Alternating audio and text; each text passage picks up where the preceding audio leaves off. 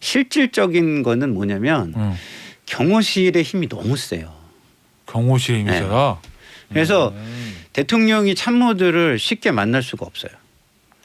여민관에서 본관으로 넘어가는데 문 하나가 있거든요. 쪽문처럼. 그 문을 통과하려면은 사전에 승인을 받아야 돼요. 그러니까 이게 제가 볼 때는 조금 너무 그런 식으로 해놓으니까 오히려 더 이게 제왕적으로 변하는 거거든요. 그러면 이제는 예를 들어서 여민관에서 근무하다가 비서가 급한 일이 생겨서 대면 보고 해야 될 일이 있으면 사전 승인 안 받으면 못 가요? 못 가요. 진짜? 사전 승인도 지금 전화해서 저 올라갑니다. 이것도 안 된다는 거예요. 그러니까 그게 안 된다고. 그러네. 그러니까 제가 볼 때는 어떤 경호실이나 이런 데 좀 힘도 좀 빼고 그다음에 조금 더 대통령이 조금 더 이렇게 낮은 그러니까 많은 사람과 접촉할 수 있게 해주고 이런 게 오히려 실질적으로 제왕적 대통령제를 조금 완화하는. 김태현의 정치쇼. 김태현의 정치쇼 수요일 2, 3부 정치쇼 최고의 시그니처 코너 탑 오브 탑 원탑 여의도 타차 시간이 돌아왔어요. 세 분 모셨습니다. 장성철 대구가톨릭대 특임교수, 김상일 전 민주당 선대위 언론특보, 그리고 오늘의 스페셜 게스트 박원석 전 정의당 의원 모셨습니다. 안녕하세요. 안녕하세요. 말이 좋아 스페셜이지 땜빵이잖아요. 스페셜 전문 용어로 표현하면 특별. 또 왜 그렇게 말씀하십니까? 스페셜. 대타는 또 이게 잘하는 분만 대타로 모시잖아요. 근데 여의도 타짜는 지명 타자라는 이 거 김상일, 장성철 이런 사람들이 타짜고 저 같은 사람이야 뭐 4년 비정규직으로 왔다 갔다 한 사람이어서 타짜라고 보긴 어렵죠. 왜 갑자기 이렇게 겸손하세요? 아니 속사를 잘 몰라요 우리는. 이런 분들이 다 잘 알지. 알겠습니다. 오늘 첫 번째 소식은 요거죠. 문재인 대통령하고 윤석열 당선인 회동 부산. 근데 12시에 오늘 하기로 했는데 아침 8시에 오늘 캔슬됐어요. 이렇게 나오는 게 좀 이례적인 거 아니에요? 그렇죠. 아마 뭐 그 의제가 사전에 너무 공개되는 바람에 청와대 입장에서는 상당히 곤혹스럽고 부담도 됐을 거고 기분도 좀 나쁘고 사실은 대통령 고유 권한이잖아요. 사면은. 근데 이제 전직 대통령 사면처럼 예민한 문제를 당선자가 요구하겠다 이렇게 전날부터 예고를 하고 그 당선자의 핵관은 뭐 김경수까지 묶어서 사면하려고 하는 거 아니냐. 이런 식의 이제 총평까지 곁들이고 이게 어떻게 보면 청와대가 상당히 스타일이 구겨지는 상황이 된 게 아닌가 싶어서 그래서 무산된 게 아닌가 싶습니다. 우리 저 두 분은 어떻게 보세요? 무산 이유에 대해서? 아니, 저도 그렇게 생각을 하고요. 근데 이제 안타까운 건 이런 거죠. 양쪽 다 좀 조율을 좀 잘하지. 국민은 그러면 생각 안 하냐. 이런 생각이 들어요. 왜냐하면 국민들은 좀 이렇게 정치가 잘해서 좀 더 살기 좋은 세상으로 선거가 치러졌으니까 나가길 바라는데 아니 실무적으로 그거를 정치적으로 조율을 못 합니까? 그래서 이렇게 바로 앞두고서 국민들한테 이런 실망스러운 소식을 전합니까? 저는 양쪽 다 물론 제 입장에서는 지금 당선인 측에서 너무 무리한 행위를 했지만 그렇다 하더라도 실무자들이 뭐 국민들을 생각해서 그런 것들을 뺄 건 빼고 좀 양보할 건 양보하고 해서 만나셨어야죠. 참 안타깝습니다. 이게 어제 보니까 뭐 이철희 정무수석하고 장지원 당선인 비서실장이 뭐 조율하러 만났다 이런 보도도 있었잖아요. 근데 이게 무슨 꼭 외교 회담도 아니고 꼭 의제가 조율돼가지고 합의된 의견이 나와야 되는 거예요?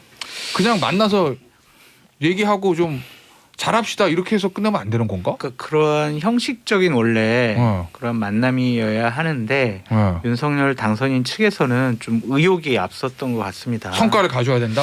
그렇죠. 여러 가지 좀 어려운 부분들 아니면 본인들 스스로 해결하기 좀 껄끄러운 부분들을 문재인 대통령께서 해결해주고 나가셨으면 어떨까라는 그런 생각이 강했던 것 같아요. 좀 욕심이 과했다라고 전 보여지는데 좀 압박하는 형식으로 돼버렸잖아요. 막 공개적으로 대변인이 얘기를 해버렸으니까 그러한 부분에 대해서 청와대에 계신 분들이 상당히 좀 이거는 잘못된 거다.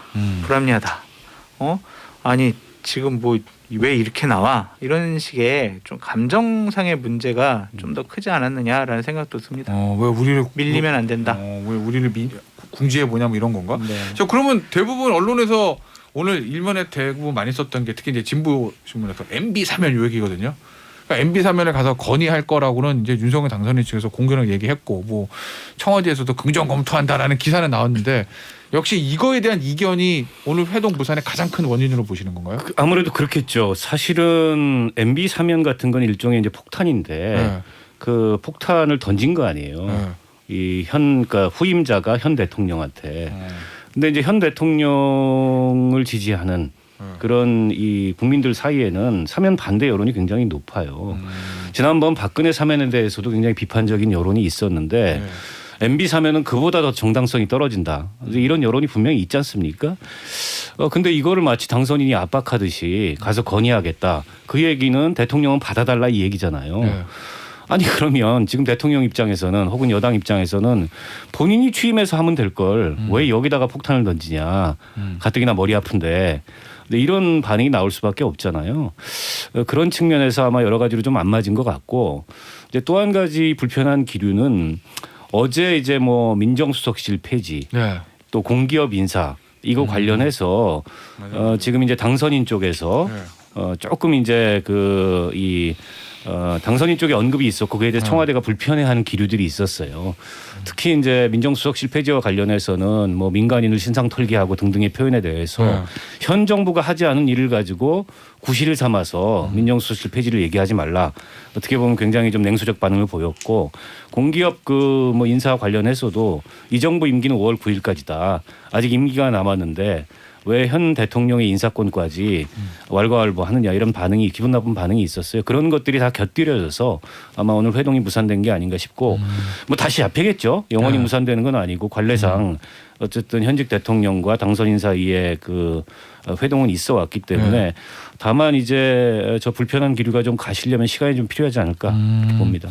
우리 MB 사면에 대한 것은 어느 분한테 여쭤볼까? 장성철 교수한테 여쭤봐야 되겠다. MB 사면은 어떻게 된다고 보세요? 저는 사면을 해 주셨으면 감사하겠다라는 입장입니다. 문재인 대통령이? 네, 법적인 문제와 정치적인 문제인데 네. 법적으로는 사면을 안 하는 게 맞죠. 아직 형량도 얼마 안 됐고 또한 죄질도 뇌물죄로서 별로 좋은 죄질은 아니잖아요. 네.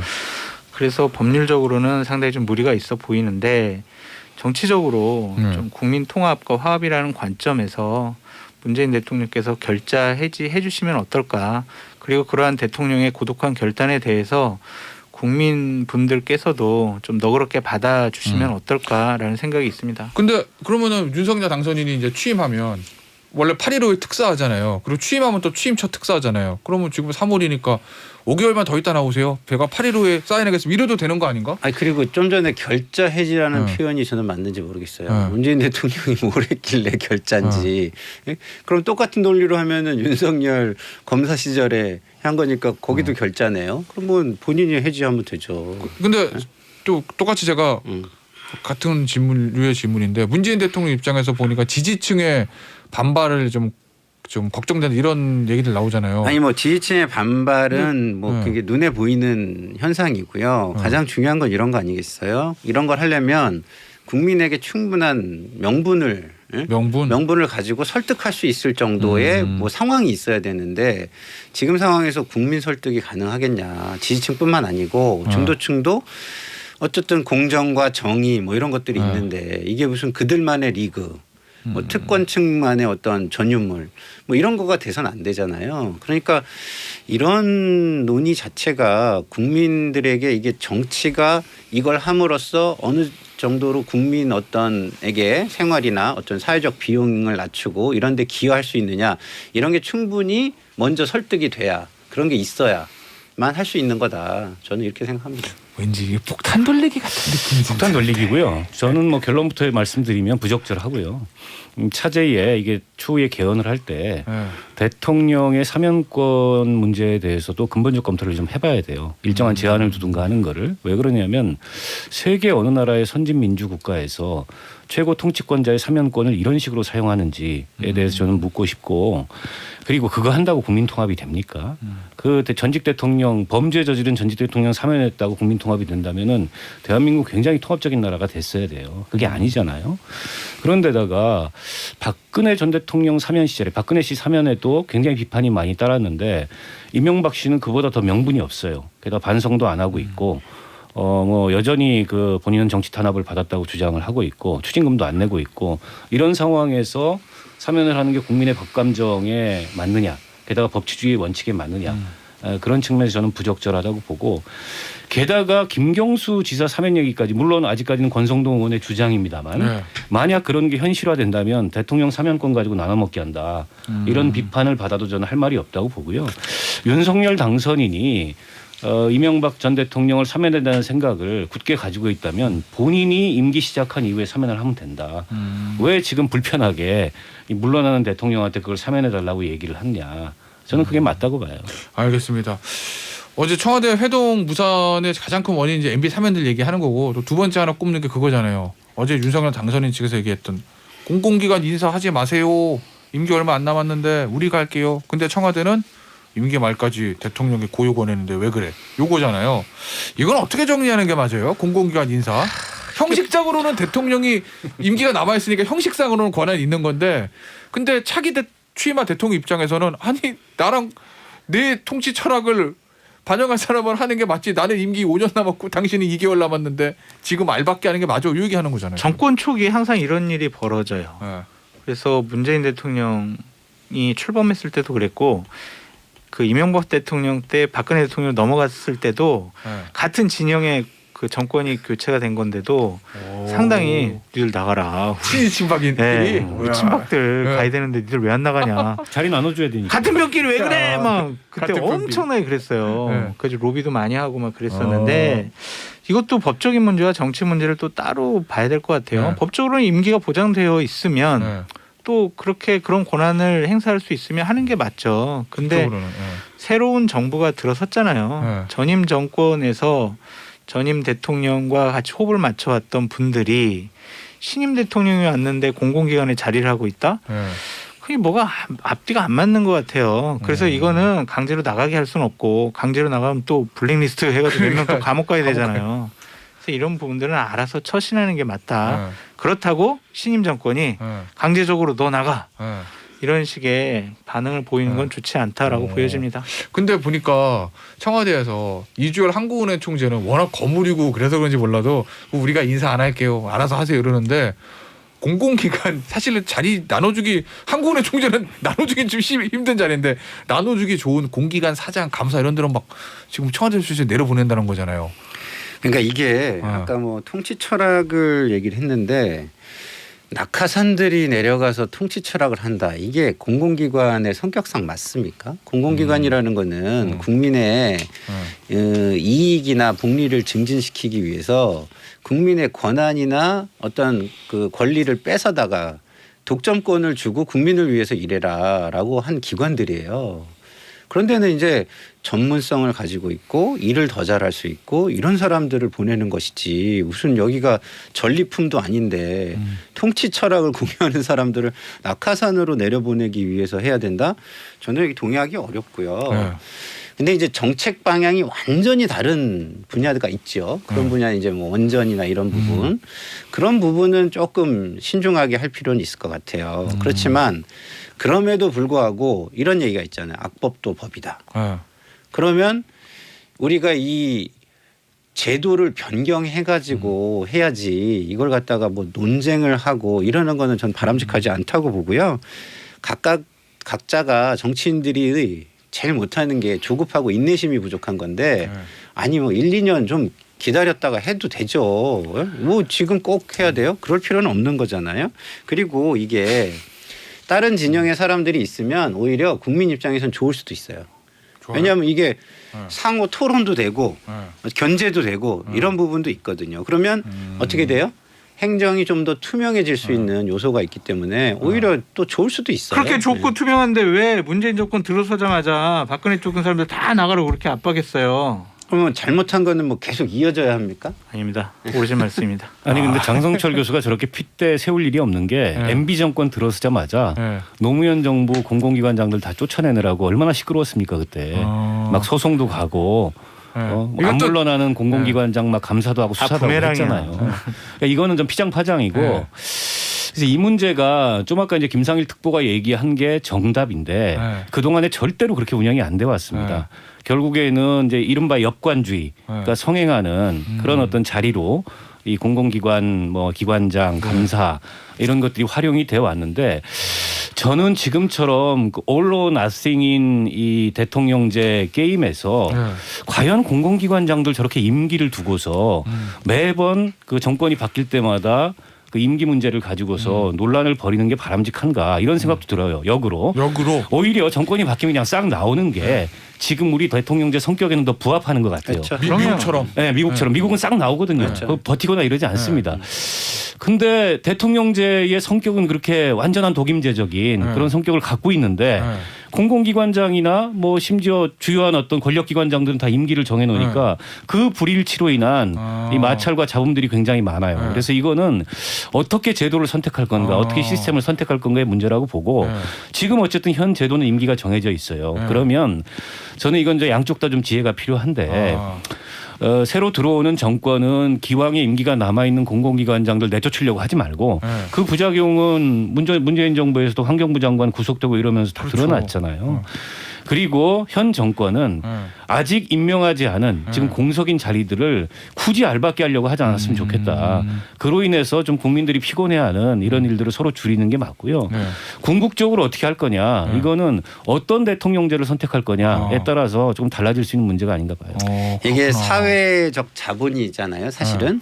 이게 사회적 자본이 우리처럼 좀 이렇게 부족한 데서는 제도를 바꾸는 것이 제일 깔끔하고요. 뭐 이렇게 전통을 만들어갈 수 있을 정도의 사회적 자본이 있다면 사실은 이걸 전통으로 만드는 게 훨씬 선진 사회죠. 예. 알겠습니다. 이런 부분들이 민주당이 다수석일 때 먼저 정치개혁 차원에서 해결해 놨으면 얼마나 좋았을까라는 좀 생각이 듭니다. 알겠습니다. 요 얘기 여기서 마무리하고요. 다음 주제는 요거 얘기해 볼게요. 야, 또 뜨거운 이슈입니다. 이거 뭐 어떻게 해결하려나? 대통령 집무실 어디로 가냐? 자, 일단 제가 이거 한번 해볼게요. 청와대 그대로 있는다. 광화문, 용산. 일단 짧게. 박원순 저는 총장이 청와대에 어디? 그대로 있는 게 맞다고 봅니다. 자, 그다음 이유는 좀 이따 드릴게요. 우리 문으로 나가려 그러다 산으로 갔다. 그러니까 어디 가는 게 맞다는 거예요? 광화문 쪽으로 나가려 그러다가 지금 산으로 갔잖아요. 그러니까 제가 산으로 갔다는 건 산으로 가는 게 좋다는 게 아니라 이게 진짜 그냥 그렇죠. 있는 게 낫다. 그렇죠. 장성철 교수. 청와대에 있는 게 낫는데 용산 국방부 청사로 갈 것 같다. 세 분 다 그러면 당위의 측면에서는 청와대에 있는 게 낫다는 얘기인데 일단 왜 그러세요? 박원석.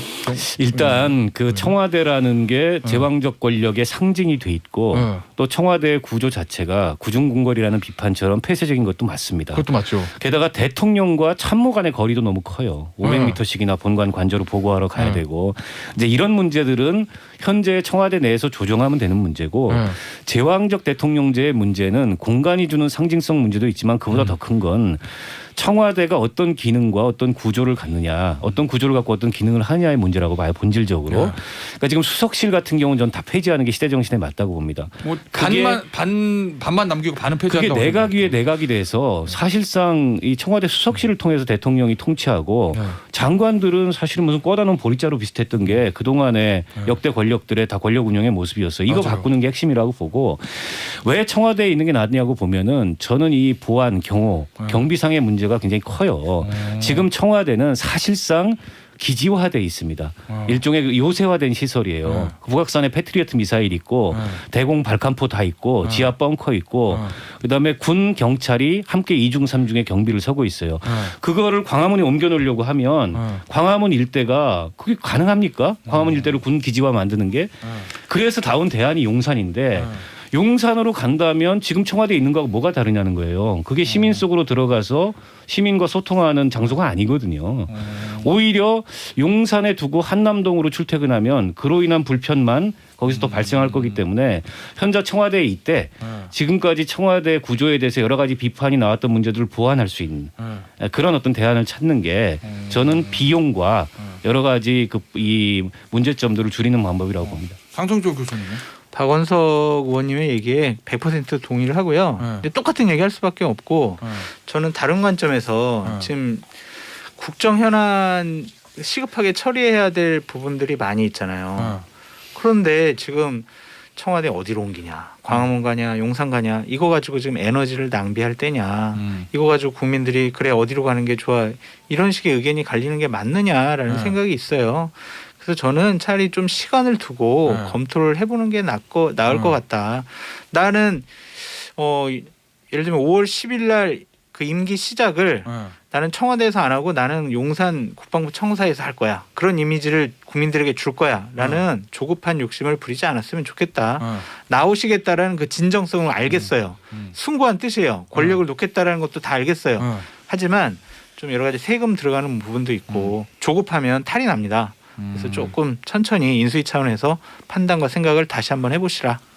그럼에도 불구하고 용산도 결정될 거다라는 얘기인 거죠. 예상은. 본인의 왜냐하면 예상은. 오늘 김은혜 대변인이 얘기했어요. 한 가지는 말씀드릴 수가 있습니다. 청와대는 안 갑니다. 무조건 나옵니다. 라고 얘기했잖아요. 당선인의 의지가 상당히 강한 것 같습니다. 알겠습니다. 우리 잠시 쉬었다가 저도 잠깐만. 저 상부에서 할게요. 네.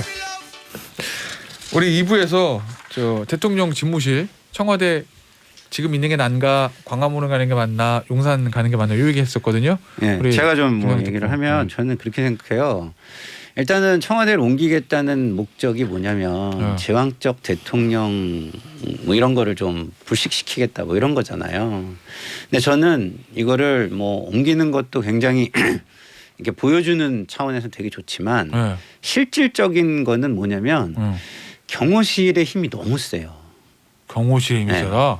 그래서 대통령이 참모들을 쉽게 만날 수가 없어요. 여민관에서 본관으로 넘어가는데 문 하나가 있거든요. 쪽문처럼. 그 문을 통과하려면은 사전에 승인을 받아야 돼요. 그러니까 이게 제가 볼 때는 조금 너무 그런 식으로 해놓으니까 오히려 더 이게 제왕적으로 변하는 거거든요. 그래서 그러면 이제는 예를 들어서 여민관에서 근무하다가 비서가 급한 일이 생겨서 대면 보고 해야 될 일이 있으면 사전 승인 안 받으면 못 가요? 못 가요. 진짜? 사전 승인도 지금 전화해서 저 올라갑니다. 이것도 안 된다는 거죠. 그게 안 된다고. 그러네. 그러니까 제가 볼 때는 어떤 경호실이나 이런 데 좀 힘도 좀 빼고 그다음에 조금 더 대통령이 조금 더 이렇게 낮은 그러니까 많은 사람과 접촉할 수 있게 해주고 이런 게 오히려 실질적으로 제왕적 대통령제를 조금 완화하는 그런 게 오히려 될 수 있어요. 제가 볼 때. 저는 이 얘기에 전적으로 공감하고요. 지금 그 여민 일관에 대통령 집무실이 3층에 있어요. 박근혜 정부 때부터 그렇게 두기로 했는데 거기 나와서 대통령이 근무를 했다는 얘기는 들어본 적이 없어요. 그 문재인 대통령 취임 초기에 일자리 상업한 한 데가 거기죠. 네, 거긴데 문재인 대통령도 그 뒤에 본관 그 집무실에 주로 계셨던 걸로 알고 있고 박근혜 씨는 아예 그냥 관저에 있었고 나오지도 않고 그래서 제가 생각해 본 대안은 현재 그 집무동이 비서동이 여민 1, 2, 3관으로 나눠져 있는데 그거 연결하는 거 일도 아니거든요. 그 뭐 건물 뭐 후다닥 해가지고 다 지으면 되니까 그렇게 하고 대통령 집무실을 본관 집무실을 폐쇄하고 아예 비서동으로 옮겨서 미국의 웨스트윙처럼 대통령 집무실과 참모들 집무실이 한 공간에 있도록 만드는 게 1차적일 것 같고요. 그리고 본관은 행사용으로 쓰거나 시민들한테 개방하면 돼요. 그야말로 견학용으로.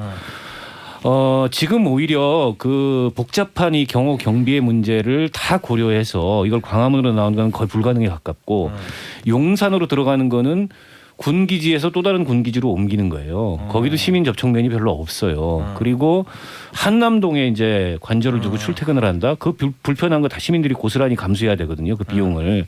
그래서 장기적으로 그 청와대 이전 문제는 지금 세종시 이전 문제도 계속 거론이 됐잖아요. 근데 그거를 임기 중에 추진하겠다. 사실 뭐 개헌을 해야 되느냐, 헌법을 바꿔야 되느냐 이런 쟁점도 있는데 그것까지를 포함해서 그렇게 해놓고 우선은 청와대에 지금 높은 어떤 보안과 경비 수준을 좀 낮춰서 문턱을 낮춰서 시민들한테 좀 개방적인 공간으로 열어주고 그리고 업무 효율성을 높이는 방식으로 대통령이 참모들하고 한 공간에서 함께 근무할 수 있는 그런 구조를 갖춘다면 기존에 지적됐던 문제들은 어느 정도 보완할 수 있지 않을까 이런 생각이에요. 그러니까 광화문이라는 게 꼭 물리적으로만 보지 말고 문턱을 낮추고 국민들께 더 다가간다 이렇게 좀 바꿔서 실질적으로 좀 변화하는 모습 이게 더 좋지 않을까? 예. 물리적 공간은 형식적인 것일 뿐이다. 이런 취지시구나. 아니 근데 형식적인 것도 그 사람들에게 네. 보여주는 게 굉장히 크긴 해요. 그러니까 뭐 이런 노력을 하는 것까지는 우리가 인정을 하지만 현실을 또 인정해야 되는 부분은 또 인정을 해야 된다 이런 생각이 드네요. 우리 장성철 교수는 우리 박은석 전 의원의 의견에 대해서 어떤? 통감해요. 어제부터 저랑 같이 계속 나눴던 얘기라서 뭐 네. 덧붙일 말이 없습니다. 그래서 아까도 말씀드렸지만 너무 조급하게 강 박사님을 갖고 정하지 않았으면 좋겠다.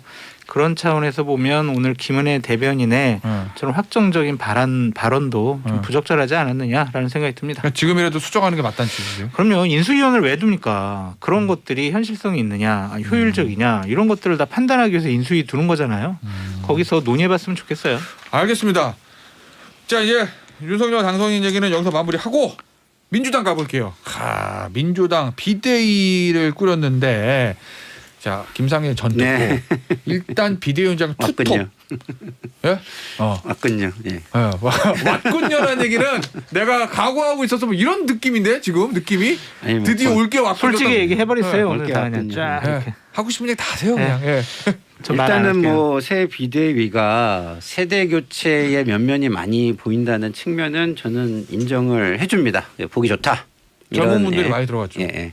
이거는 좋다. 네. 세대 교체도 좀 해야 되고 그러니까 좋다. 그러나 이번 비대위가 정통성이 굉장히 약하다. 이런 부분은 굉장히 큰 문제입니다. 정통성이요? 예, 왜냐하면 지금의 비대위가 공천권까지 행사를 해야 되거든요. 지방선거. 예. 그러려면 공천권을 행사할 정도의 정통성을 가지려면 전대를 통해서 예. 내지는 비상 상황이라 그래도 중앙위원회의 어떤 인준이나 선출을 통해서 이게 돼야 돼요. 네. 그러지 않고 공천권을 만약에 행사를 하잖아요.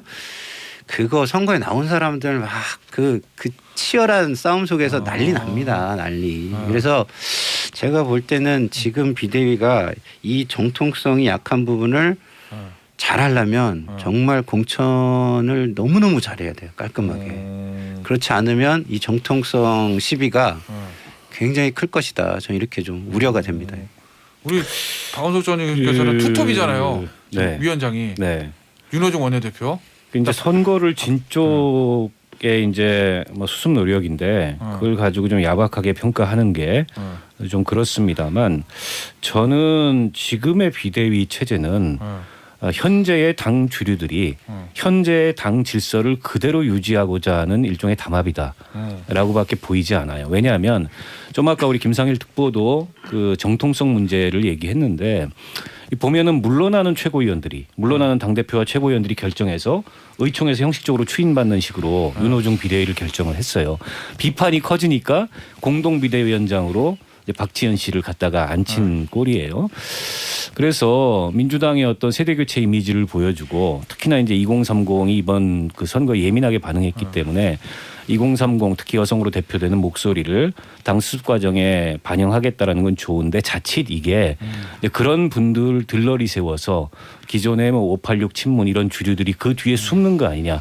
자신들이 지금 물러나야 하는 그런 어떤 그 지적을 물러나야 한다는 비판을 피하기 위한 임시 방편으로 저런 체제를 만들어 놓고 그 뒤에 숨는 거 아니냐. 도로 전당대회가 오면 현재의 당 주류의 권력이 그대로 살아나는 거 아니냐. 근데 이런 비판적인 그 시각으로 바라볼 수밖에 없는 그런 구조가 아닌가 싶고요. 윤호중 비대위원장 원내대표였습니다. 현재.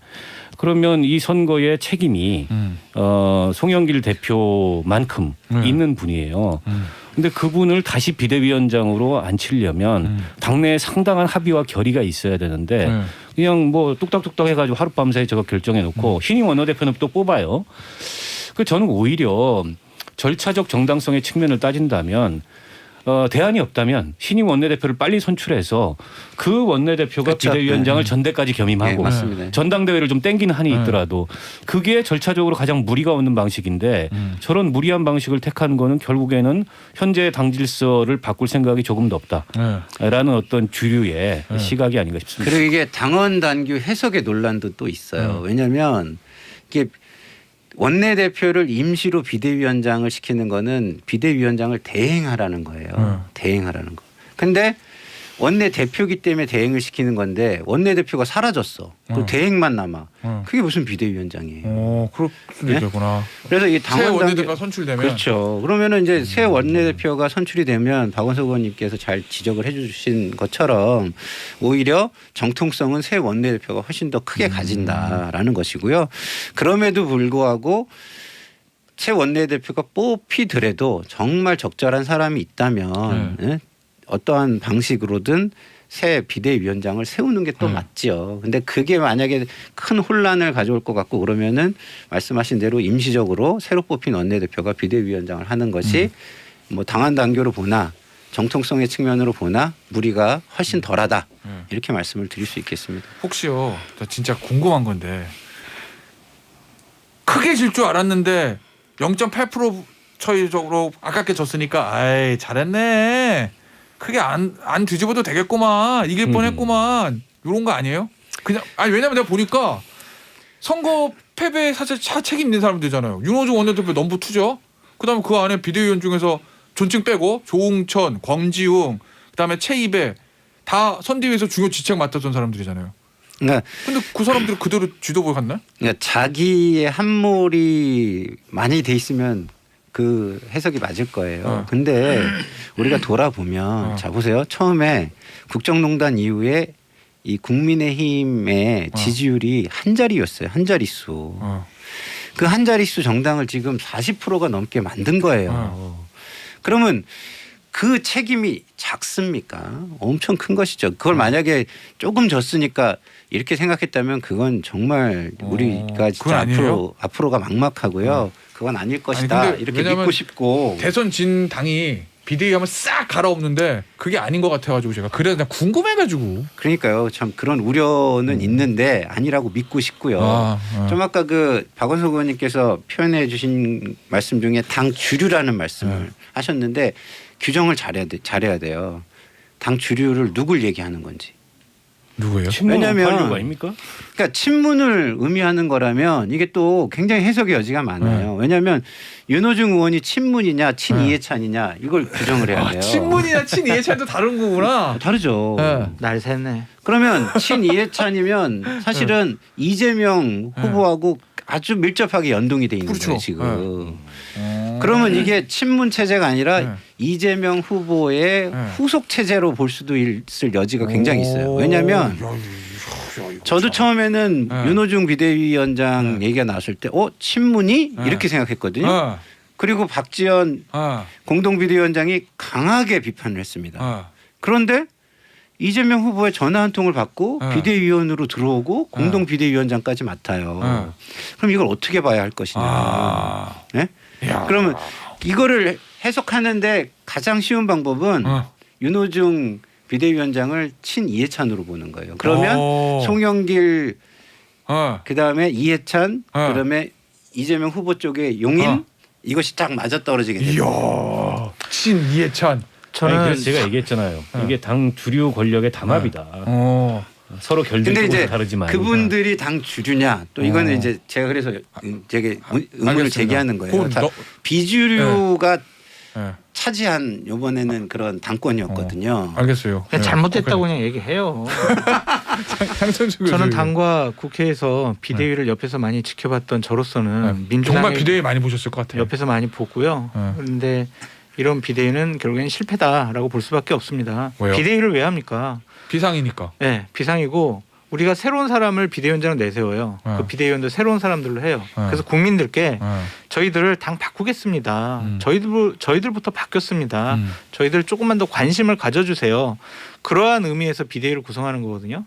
근데 선거 패배의 책임이 가장 크다고 할 수는 없지만 두 번째로 큰 원내대표가 저런 식의 비대위원장을 맡는다라는 것 자체가 당내의 기득권을 놓치지 않으려는 헤게모니 싸움에서 우리는 지방선거 공천권을 놓지 않을 거야라고 주장하는 것과 다를 바가 없다라는 생각이 듭니다. 그러니까 저 비대위가 제대로 된 비대위 활동을 할 수가 없다라는 게 제 생각이고요. 저 비대위를 갖고 당을 바꿀 수 있다, 개혁적인 공천을 할 수 있다. 이것은 아프리카에서 찜질방하는 거다. 그거랑 똑같은 얘기다라고 생각이 듭니다. 하나만 더 여쭤볼게요.